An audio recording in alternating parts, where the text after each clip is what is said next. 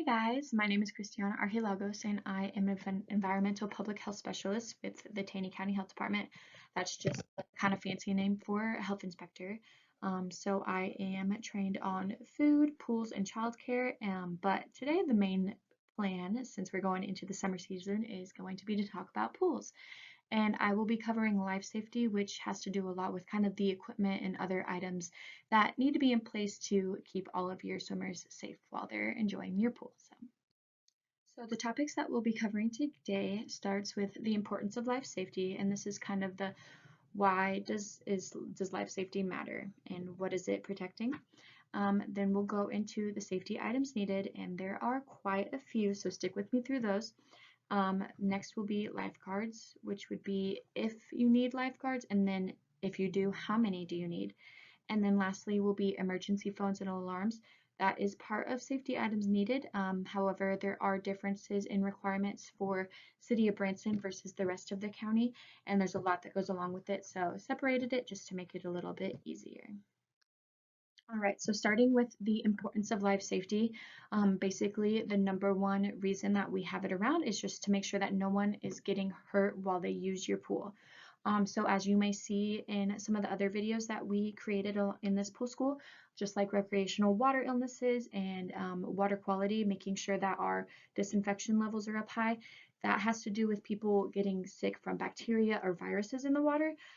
Whereas in this video, we're kind of talking about those people getting hurt like physically, such as slips and falls, cuts and bruises, or even those horrible tragedies of drownings and death. A lot of these really do center around the possibility of drowning, so we want to make sure that we're nipping that in the bud before anything could ever even potentially happen, basically. Sadly, drowning is the leading cause of injury and death in kids that are 5 years or younger. However, drowning is a completely preventable tragedy. And so that's why we're going over this, and that's why we always require at inspections that you've got that equipment in place, you've got the rules posted on signs, you've got the appropriate supervision, the alarms or the phones for in case of that actual emergency going down. And in addition to preventing drowning, if you do have these items in place, you're gonna pass with flying colors on the life safety section of your inspections. However, if you are missing any of those, you could get failed or closed because we are just as focused on keeping people safe as you are at your pools. So. All right, so starting with safety items needed, the first one that might just easily pop into your mind that I know that does to mine would be a first aid kit. So you do need to keep these pretty close to your pool, and they do need to be available and fully stocked. And so if you're ever searching to get more supplies for yours or you're looking to buy just a brand new one, the standard one would be a Red Cross 16 unit kit. So if you think 16 units, it's probably going to have a good amount to kind of get all those cuts and bruises and slips and falls, anything that happens from those kind of injuries. And then after that, we've got throwable devices and reaching devices. So those are kind of like the, more formal terms of them, but you might also know a throwable device as a flotation ring or a life preserver, life buoy, anything like that. And then a reaching device, usually called a shepherd's crook. So you'll see in that second picture on the screen, the kid is within a flotation ring and then he's holding onto the shepherd's crook. And so we will get a lot more in depth on requirements for each of those. But I do want to definitely mention that for each 2,000 square feet of pool surface that you have, you need at least one of each of these, the throwable device and the reaching device. So if you've got 2,001 square feet of pool surface, you would need 2 flotation rings and 2 shepherd's crooks. So always be doing that math, especially if you're ever adding to your pools. Make sure that that is considered when doing those. Another item that is recommended, but it's not required in any of our codes in Taney County, would be a spine board. And so that would be like if you see during a wreck when they're on a stretcher, something to keep, the back aligned. If people ever get back injuries, that's pretty often. If people do diving when they're not supposed to. So not recommended, or not required, but highly recommended. And what's on the screen is definitely required because these are the first things in line if somebody ever gets hurt. So to get a little bit more in depth on life preservers, the differences in uses between the life preserver and a shepherd's crook would be for a life preserver, this is kind of more in the emergency situation when somebody is still above water, they're still paddling and able to kind of breathe, but it's getting harder and harder. They are still have their heads above or their hands above, but you know they're struggling, and so we want to give them something that they can hold on to so that they're stable, so that they can breathe. We can pull them in, just kind of give them that, okay, it's been a couple seconds, but we can kind of chill back down and make sure that nothing bad is going on. There are requirements, of course, for life preservers, so they do need to be U.S. Coast Guard approved. They're usually going to be that orange. They're going to have the U.S. Coast Guard like stamp on them. And so U.S. Coast Guard approved life preservers are usually 18 inches across. And then you need to make sure that they have an attached rope with them, which we'll talk more about in the next slide. You do need to keep it untangled. Kids love to play with ropes and they love to play with anything that's at a pool because that's what you do at a pool. However, it is ultimately the pool operator's responsibility to keep all of the equipment safe and usable in case of an emergency. So if you see it getting played with every day, you need to be going back out there every day. Alternatively, you can post a sign just making sure that people are only using them in an emergency. So you might be thinking, does the rope attached to the life preserver, does it need to be 3 feet, 30 feet, 300 feet? Is there a requirement? Basically, the length is going to depend on how wide your pool is. So it does need to be a 1.5 times the widest part of the pool. However, that only needs to go up to 50 feet. So let's kind of look at this in the examples. Basically, for the first one, if you have a pool that's 20 feet by 30 feet, we're going to think, okay, the widest part's going to be that 30 feet. So multiply that by 1.5 and we get 45. So your rope does need to be at least 45 feet. Now, if you have a pool that's 20 feet by 40 feet, if you do that widest part, which is the 40 feet, times 1.5, that is 60 feet. Now, remember, we only need the 50 feet.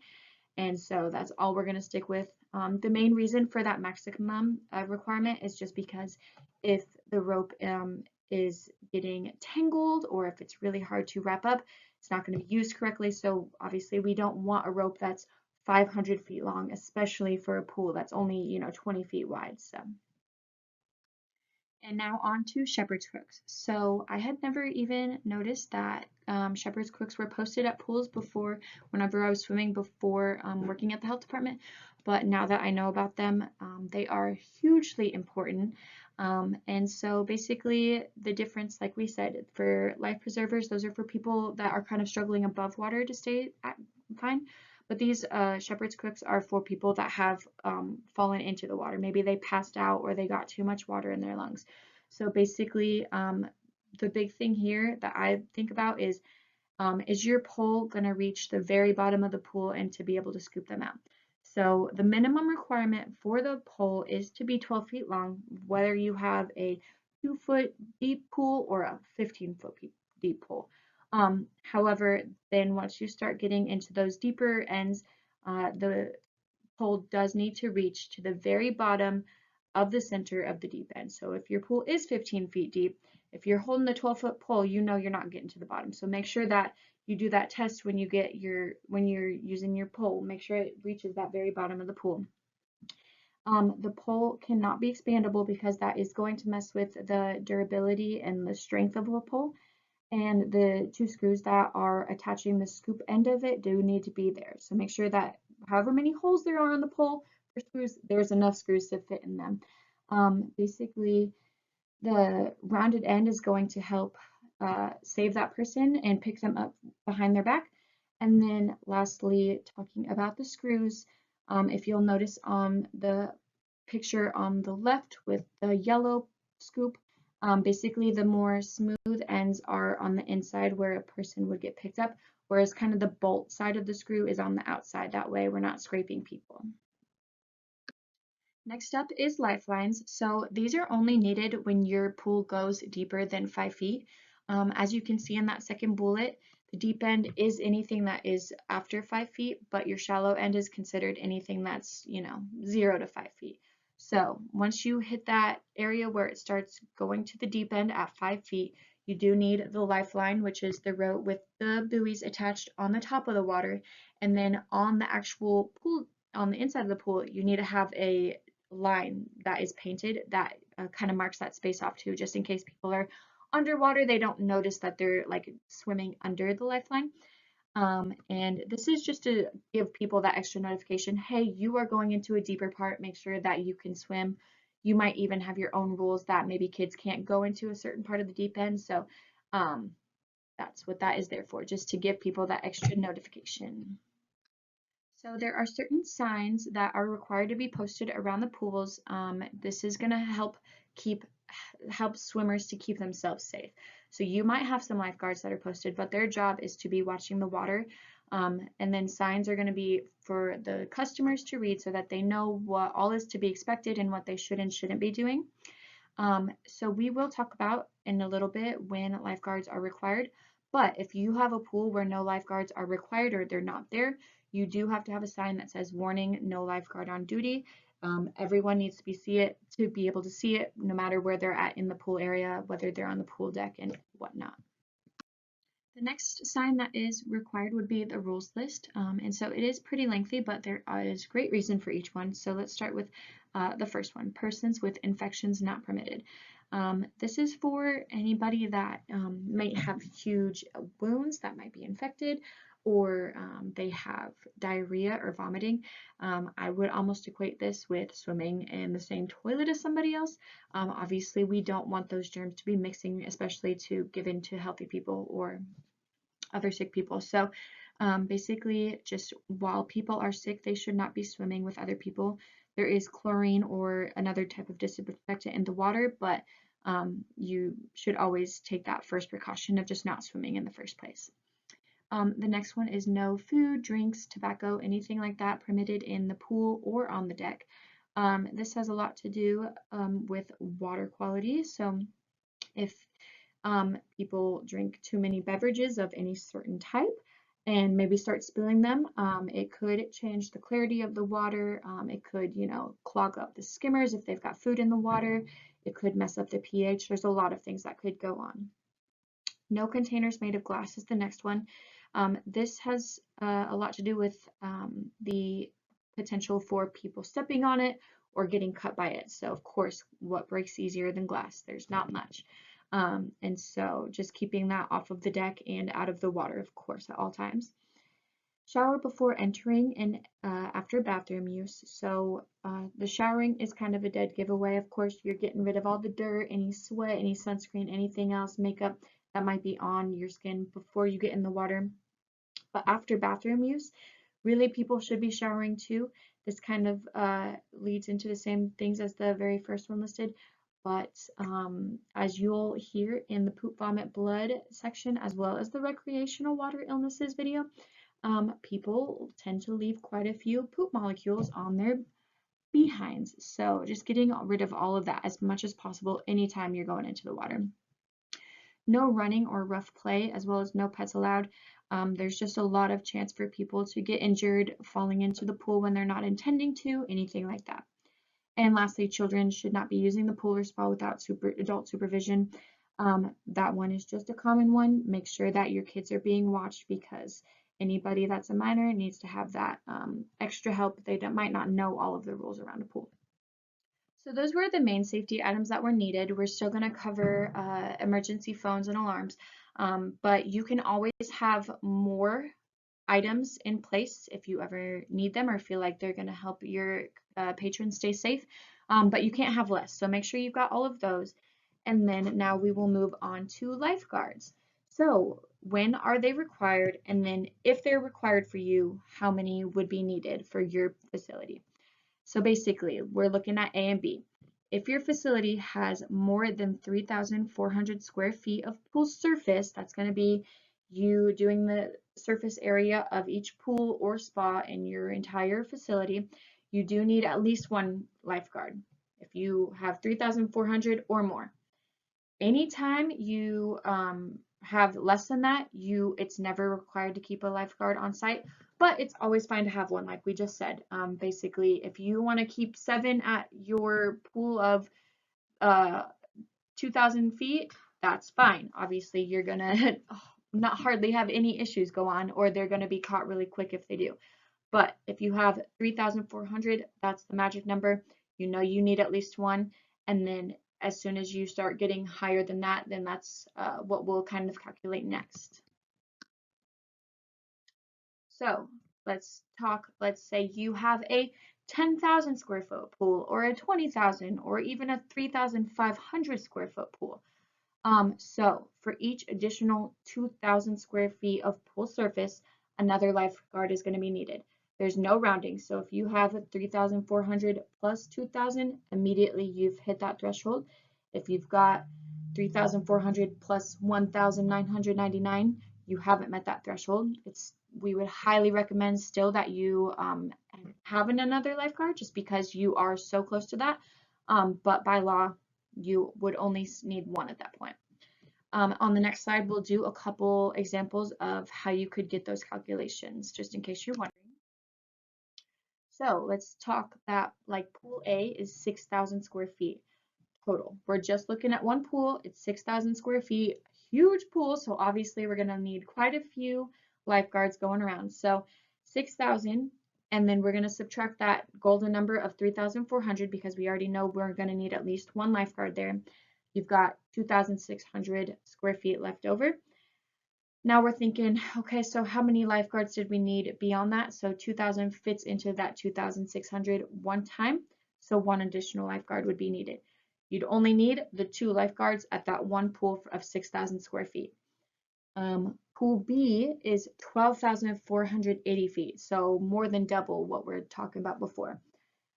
So again, we're going to do that math the exact same way. So 12,400 minus that golden number of 3,400, which would tell you already need one lifeguard.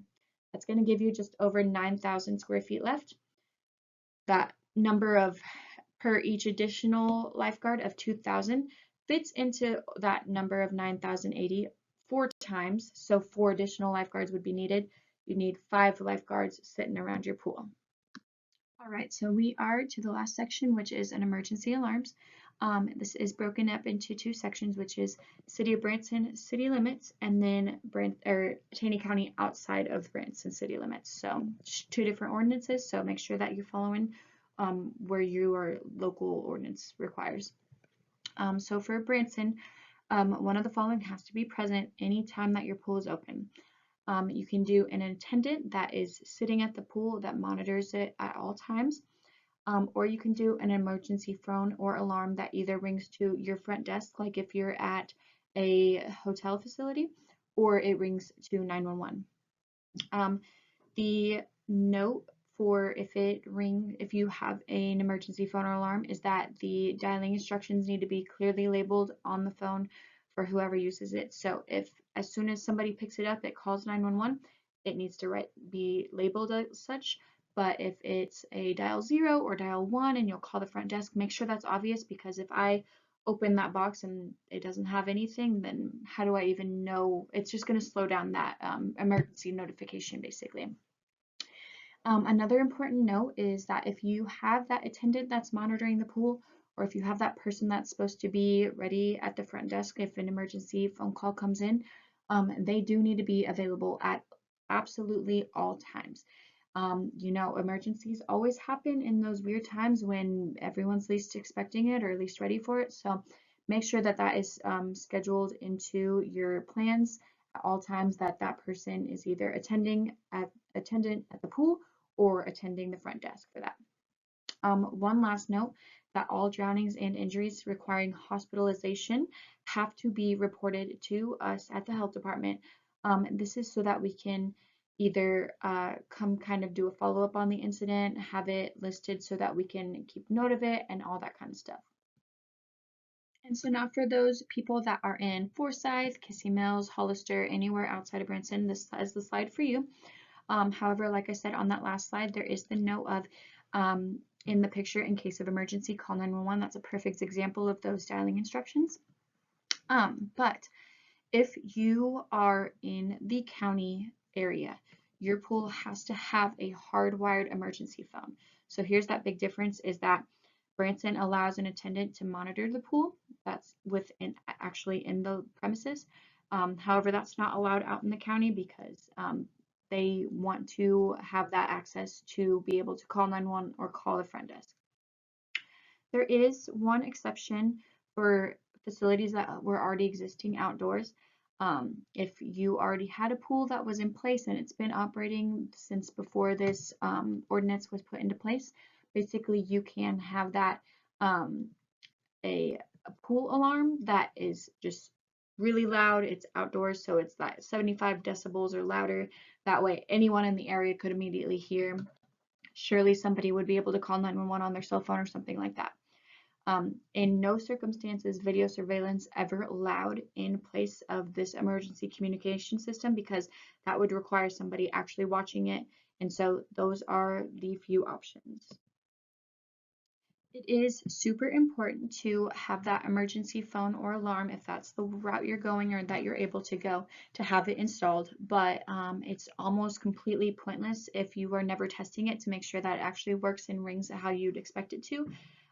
If you wait a year or two and somebody comes in, has an emergency, and they pick up that phone and nothing happens, what are they going to do? They're not going to be able to do anything. That was their one, last line of communication to be able to get help. So basically, you should be testing them regularly. And so there are a few options. Basically, if you do have that phone that rings to the front desk, pick it up every now and then and just make sure that that front desk person is calling or answering within the first ring or even the first couple rings. If they're not answering within 3 rings, think about how much could be happening within the pool area in an emergency situation. So if you're seeing that it's taking longer than that, then go to your management and figure out how can we make that time frame a lot shorter. Now, if your phone dials directly to 911, it's a little bit harder. You want to make sure that you're not filling up the dispatch's 911 system. So you can always just call the dispatch number, let them know that you are going to make a phone call from your pool phone alarm, and just give them your address and the name of your facility. They are totally understanding. I'm sure they would prefer that over having a situation happen where they're not getting notified. So of course, like it says on the screen, your local police department can give you that number. Don't be scared of calling dispatch. We do it every time we come to do a pool inspection because we want to be that extra check once or twice a year that those phones are working.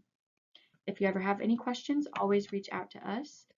But that is all I have for today. So definitely if there are things that you feel like haven't been covered yet, please feel free to email us. You can call the phone number and request some more information.